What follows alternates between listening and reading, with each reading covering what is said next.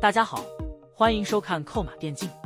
WBG 在冬季转会期送别了 Dashy， 此事曾在电竞圈引起极大争议。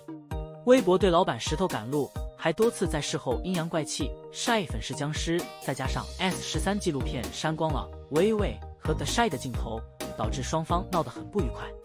作为连拿5次最受欢迎荣誉的选手 ，Dashy 选择休赛，对于 LPL 赛区来说，损失着实不小。Uzi 和 Dashy 同时离开赛场，导致新赛季到来之后，电竞赛事热度大幅下滑。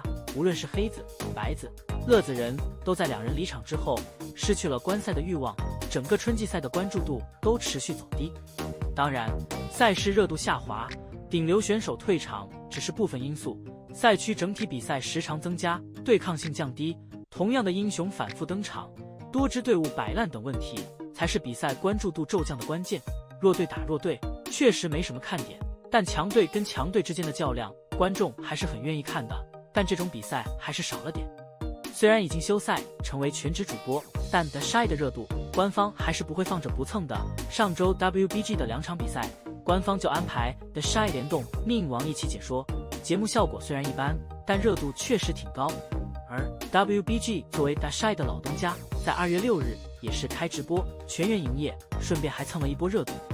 WBG 在这场直播中一共准备了4档节目，其中包括年度复盘、新年规划、全员上麦、新年祝福。在第一个环节，刘青松简单复盘了 S13 世界赛，总结一下就是硬实力不够，确实打不过 T1。同时，刘青松还聊了 Dashy 离队的问题，并不是突然选择休赛，而是早就想休息了。刘青松表示，当时我们打完决赛的时候 ，Dashy 其实就有一点这种想法，明年可能不一定继续打了，当时只是没有明确的传达出来。作为队友，刘青松能感受到他需要调整一下。后续刘青松对 Dashy 进行了评价，他风格独特，游戏水平出色，对手很难针对，失去是一个打击。Dashy 是风格独一无二的选手，个人能力极强，英雄池深厚， LPL 没人能够针对，堪称世界一流。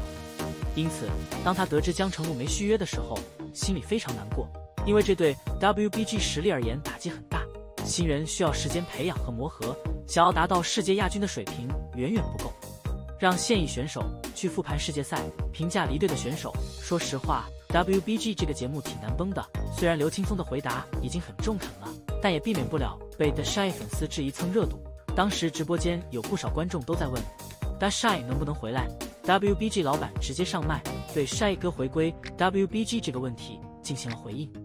石头老板表示，如果 Dashy 愿意回来，我依然愿意坐在桌上跟他一起聊聊关于 WBG 的合作。言下之意就是我还可以给他一个机会，这语气就像找工作遇到的那些 HR 大爷，让人听了就血压飙升。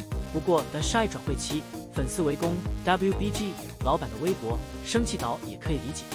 毕竟当时 WBG 已经把续约价格等问题都公布了，但极端粉丝还是揪着不放，不仅攻击石头老板，就连人家刚结婚的老婆都没放过，换谁都很难接受。Dashy 回 WBG 肯定是不现实的， ZDZ 打的也没啥问题，而且有了小号的加入， WBG 战力比去年还要略强一些。在迎来新上单 ZDZ 之后， WBG 的成绩并不稳定，没有此前 Dashy 在时的统治力。自从姜武胜离开后， WBG 的流量急剧下滑，上热搜的次数减少了3/4，讨论度和话题度也都在圈内变少，最关键的是实力层面也出现下滑。 ZDZ 虽然表现尚可，但跟这位前世界第一上单对比还是逊色不少。Dashy 夏季赛如果回归的话，其实可选队伍也不多， BLG、JDG、TES 这些强队完全不会考虑，即便是 EDG、RNG 队内中单也都不弱。如果不想打替补，就只能去弱队了，但弱队别说世界赛，季后赛都很难进，这样来看，付出的可能性并不高。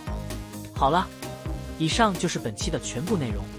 你们觉得 Dashy 还会回 WBG 吗？大家有什么想说的？欢迎在下面的评论区交流讨论，我会去挨个查看。感谢老爷收看，欢迎点击订阅，我们下期再见。